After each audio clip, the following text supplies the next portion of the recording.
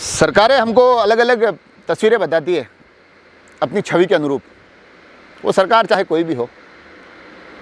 आज हम राजस्थान सरकार की बात करेंगे, हालांकि बात हम राजस्थान के विपक्ष की करेंगे, मगर शुरुआत में मैं ये कहना चाहूँगा कि सरकारें किस प्रकार के दृश्य दिखाती है। तो जैसे सरकार ये कहेगी कि जो मेरे पीछे की तरफ आपको सफ़ेदी की चमकार दिखाई दे रही है ना भैया, ये बर्फीले पहाड़ है, और ये इन सरकारों ने बड़ी भारी जद्दोजहद के बाद ऐसी स्थितियाँ उत्पन्न की है कि ये बर्फीले पहाड़ यहाँ आ सके और यहाँ पर्यटक आ सके, पर्यटन को बढ़ा सके। सरकार ये तस्वीरें दिखाती है, मगर सत्य ये है कि ये बर्फीले पहाड़ नहीं है, ये मार्बल की स्लरी है। जो मार्बल कटता है तो ये स्लरी निकलती है, और ये स्लरी के बाद ये स्लरी का डंपिंग यार्ड है, यहाँ लाके वेस्टेज को डंप किया जाता है। और वो थोड़ा सा मार्बल वाइट होने के कारण ऐसा लगता है कि बर्फ़ हो, मगर मेरी बात का यकीन कीजिए, ये मार्बल की डंपिंग यार्ड है। और विषय ये खड़ा होता है कि जब सरकारें अपनी छवि को लेकर, अपनी कार्यप्रणाली को लेकर बड़े बड़े दावे करती हुई दिखाई देती है, वो धरातल तक कितने दावे किस प्रकार से पहुँचे, सही पहुँचे, गलत पहुँचे, उन तमाम चीज़ों को संभालने की, उन तमाम चीज़ों के लिए उस आम आवाम की आवाज़ बनने की सबसे बड़ी जिम्मेदारी होती है विपक्ष की। हाँ, विपक्ष की ये जिम्मेदारी होती है कि वो आगे आए और बताए कि भैया ये बर्फीले पहाड़ नहीं है, मार्बल की स्लरी है। तो आज हम कोशिश करेंगे, क्योंकि सरकारों की कार्यप्रणाली पर हम कई बार बात करते हैं, प्रश्न उठाते हैं, उन्हें घेरते हैं, मगर मैं आज कोशिश कर रहा हूं कि क्यों ना विपक्ष पर बात करें, क्योंकि विपक्ष भी एक बहुत महत्वपूर्ण पहलू है।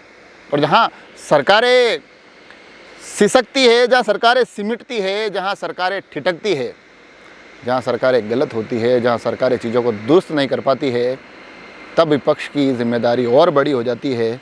तो ऐसे में 3 पहलू लेके आया हूँ। हालांकि ये एक एग्जाम्पल पर था कि बर्फीले पहाड़ और स्लरी, मगर ऐसे 3 विषय लाया हूँ जिन 3 विषय पर सरकार कहीं ना कहीं जनता की उम्मीदों पर खरे नहीं उतरी, और वहाँ पर एक अवसर था कि विपक्ष जनता की आवाज़ बनता, मगर विपक्ष भी अपनी भूमिका को निभा नहीं पाया। इन 3 विषय में जो सबसे पहला विषय मैं लेता हूँ वो होता है महंगाई। उसमें भी विशेष तौर पर जो बिजली के महंगे बिल आ रहे हैं, उसको लेकर राजस्थान में लगातार आवाज़ें आ रही है कि भाई देश की सबसे महंगी बिजली यहाँ के लोगों को झेलनी पड़ रही है, भोगनी पड़ रही है। तो ऐसा क्यों? और इस क्यों को धरातल पर सबसे बड़े क्वेश्चन मार्क के रूप में दिखाने की जिम्मेदारी होती थी प्रतिपक्ष की, विपक्ष की, मगर अफसोस विपक्ष ऐसा कर नहीं पाया। और सबसे बड़ा अफसोस तो इस बात का है कि केंद्र सरकार की जो पेट्रोल, डीजल और गैस की कीमतें हैं, उसको लेकर कांग्रेस ने जो विरोध प्रदर्शन किए हैं, हमारे राजस्थान का विपक्ष तो इस बिजली के बिल पर इतना विरोध भी नहीं कर पाया। सिर्फ खाना पूर्ति दिखाई दी हमको, जनता की आवाज़ बन नहीं पाई, बदलाव कुछ ला नहीं पाए। जो दूसरा विषय होता है जो लगातार सुर्खियों में है, वो है परीक्षाएँ। राजस्थान में जिस प्रकार से परीक्षाएँ आयोजित की जा रही है, एक भी एग्ज़ाम के बाद ऐसा नहीं होता है कि अगले अखबार के पन्नों पर अगले दिन वहाँ पेपर लीक की, परीक्षा में थोड़ी सी अनियमितताओं की ये तमाम खबरें हो, किसी उसके पीछे किसी गैंग के काम करने की खबरें हो, तमाम कानूनी कार्रवाइयाँ भी उसके बाद होती है जो हमें अखबारों के माध्यम से हम तक पहुँचती है। मगर अफसोस ये होता है कि जो ये परीक्षाओं में चल रही अनियमितताएँ जो इतने ज़्यादा युवाओं को प्रभावित करती है, ये आवाज़ विपक्ष तक क्यों नहीं पहुंचती है? विपक्ष क्यों कोशिश नहीं करता है कि यार अब इन युवाओं के साथ खड़े रहें, इनके सपनों के साथ खड़े रहना हमारी जिम्मेदारी है। कहीं विपक्ष ने एक कोई बड़ा आंदोलन नहीं किया इस विषय पर। और तीसरा जो और सबसे महत्वपूर्ण, क्योंकि हम तमाम खबरों को अगर टटोले, तमाम पन्नों को पलटे, तो हर एक पन्ने पर हमको इन दिनों अगर एक चीज़ बड़ी स्पष्ट रूप से दिखेगी तो वो ये है कि राजस्थान में अपराधों का ग्राफ निरंतर बढ़ रहा है। और अपराधों के जो पैटर्न हैं, जिसमें फायरिंग और ये चीज़ें बड़ी आम हो गई है, सरकारी लवाज में, उसमें विशेष तौर से पुलिस पर हमले बड़े आम हो गए हैं। और उसमें जो सबसे अगला पहलू आता है, जो सबसे ज़्यादा शर्मसार करता है, वो ये है कि हमें बार बार बताया जाता है कि राजस्थान रेप राजधानी बन चुका है। इस देश में बलात्कार के सर्वाधिक मामले राजस्थान में आ रहे हैं, और यकीनन ये पहलू हमको शर्मिंदा करता है। मगर उससे भी ज़्यादा शर्मिंदा इस बात के लिए होना चाहिए विपक्ष को कि जनता की इस पीड़ा के साथ वो खड़े हुए नहीं दिखाई देते हैं।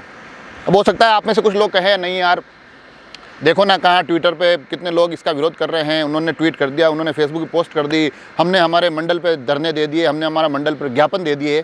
मगर यकीन मानिए ये तमाम कवायदे सिर्फ आप अपने आप को संतुष्ट करने के लिए करते हैं, अपने आप को आईने के सामने खड़ा रहकर ये कहने के लिए करते हैं कि देखिए मैंने तो विरोध किया है, नहीं किया, देखिए आप मेरा फ़ोटो है। आपकी IT टीम उस फोटो को बड़ी अच्छे तरीके से एडिट करके आपकी ट्विटर और फेसबुक पर डाल देगी और आप कहेंगे देखिए हम तो विरोध कर रहे थे। मगर ये आप भी जानते हैं और ये हम भी जानते हैं कि जिन चीज़ों पर एक बड़े आंदोलन दिखाई देने थे, जिन चीज़ों पर कहीं ना कहीं एक ऐसा आक्रोश व्यक्त होना चाहिए था कि ये सरकारें सक्रिय होती, सरकारें चेतती, मगर ऐसा कहीं पर भी कुछ भी देखने को नहीं मिला है। और बड़े दुर्भाग्य का विषय है कि ये कहना पड़ेगा हमें कि विपक्ष के तौर पर यह विपक्ष पूरी तरह से फेल साबित हो रहा है। कम से कम ये तो 3 मुद्दे मैंने गिनाए उस पर, तो उसके अलावा भी कभी मेरे को धरातल पर विपक्ष खड़ा हुआ दिखाई नहीं दिया। हाँ, खाना पूर्ति के लिए ज़रूर बार बार आता रहा। और लोग ये भी कह सकते हैं कि यार विपक्ष है नेता, तो राजस्थान में इस मामले में भी आप अगर देखें ना तो यहाँ विपक्ष में होते हुए भी भाजपा के पास बहुत सारे बड़े बड़े नाम हैं। अगर मैं उनकी शुरुआत करूँ, यहाँ के प्रदेश अध्यक्ष सतीश पूनिया अपना एक व्यापक जनाधार रखते हैं, बड़े सक्रिय हैं। राजस्थान में लंबे समय तक भारतीय जनता पार्टी का चेहरा रही पूर्व मुख्यमंत्री वसुंधरा राजे सिंधिया, यहाँ से नेता प्रतिपक्ष मेवाड़ के कद्दावर नेता माने जाते हैं गुलाब चंद कटारिया, उपनेता प्रतिपक्ष राजेंद्र राठौड़, और अगर केंद्रीय नेतृत्व को और इसमें जोड़ लूँ मैं तो गजेंद्र सिंह कैलाश चौधरी, अर्जुन राम मेघवाल, और उसके बाद ऐसे तमाम नेताओं की एक लंबी फहरिस्त है जो लोग अपना एक बड़ा आधार रखते हैं, बड़ी लड़ाई लड़ने में सक्षम हैं। मगर अफसोस कि ये तमाम बड़े नाम इन आंदोलनों की कोई बड़ी भूमिका में खड़े दिखाई नहीं दिए। हाँ, ये ज़रूर हमको महसूस हुआ बार बार गाहे बेगाहे ये लोग एक दूसरे से सत्ता की लड़ाई आपस में ज़रूर लड़ते हुए दिखाई दे रहे हैं, ऐसी खबरें छन छन कर आती है, मगर जनता के लिए लड़े ऐसा हमको देखने को नहीं मिला। बड़े अफसोस की बात है। और ऐसा भी नहीं है कि लोग कभी धरातल पर नहीं आए। हमने देखा है किस प्रकार से वसुंधरा राजे सिंधिया अभी थोड़े दिनों पहले मेवाड़, कुछ मारवाड़ का कुछ हिस्सा, थोड़े और ज़िले उसके अंदर गई है, वहाँ अपने नेताओं के माध्यम से बड़े नेता जुटे हैं, अपने कार्यकर्ताओं के माध्यम से बड़ी भीड़ दिखाते हुए ऐसे दृश्य तो पैदा किए जिसमें भीड़ थी, मगर उन दृश्यों का कहीं ना कहीं उद्देश्य ये था कि वो अपने आप को साबित कर सके। अफसोस कि उन दृश्यों में से कहीं पर भी एक दृश्य ऐसा नहीं था जो हमको ये महसूस कराए कि ये जनता की लड़ाई थी। अभी हाल ही में प्रदेश अध्यक्ष सतीश पूनिया तकरीबन हर एक ज़िले में गए हैं, हर छोटे छोटे ब्लॉक में जाकर उन्होंने कोशिश की है कि भारतीय जनता पार्टी की फीडबैक ले सके, चीज़ों को टटोल सके। हमें वहाँ पर भी नेता दिखाई दिए, हमें वहाँ पर भी भीड़ दिखाई दी है, मगर अफसोस पुनः इस बात का कि अपनी पार्टी का आप फीडबैक तो ले रहे थे, मगर उनमें से कोई भी एक भी फ़ोटो, एक भी दृश्य ऐसा नहीं दिखाई दिया जहाँ हमें लगे कि अरे यार ये जनता की लड़ाई हो रही थी।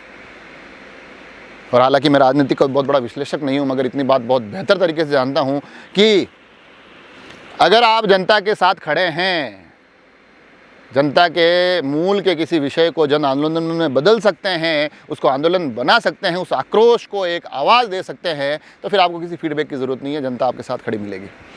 मगर हो सकता है इन तमाम सरकारों ने, तमाम विपक्ष ने ये सोच लिया है कि भाई राजस्थान में तो 5-5 साल का होता है, हो सकता है हमारे उस बोल के 5-5 साल में इधर उधर लुढ़कने के माध्यम से हमारे पास सत्ता आई जाएगी। हालांकि मुझे नहीं पता कि 2 साल बाद क्या होने वाला है, मगर एक सत्य बहुत बेबाकी से और बड़े स्पष्ट तौर पर मैं इस विपक्ष तक पहुंचाना चाहूँगा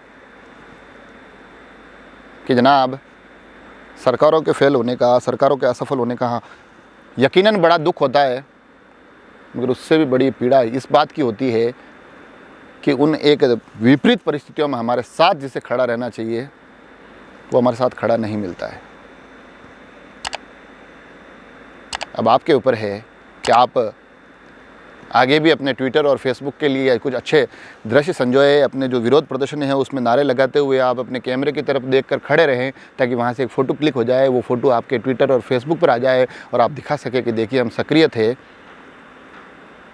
या फिर धरातल पर उतरिए, लोगों से जुड़िए और लोगों को बताइए कि भैया ये बर्फ़ के पहाड़ नहीं हैं, ये मार्बल की स्लरी के डंपिंग यार्ड है। जिम्मेदारी सबको निभानी पड़ेगी। जिम्मेदारी शायद कहीं ना कहीं मैंने अपनी निभा ली है। अब ये देखने वाली बात होगी कि अगले 2 सालों में आप अपनी कितनी जिम्मेदारी निभा सकते हैं। जुड़े रहे राजसमंद एक्सप्रेस से। धन्यवाद।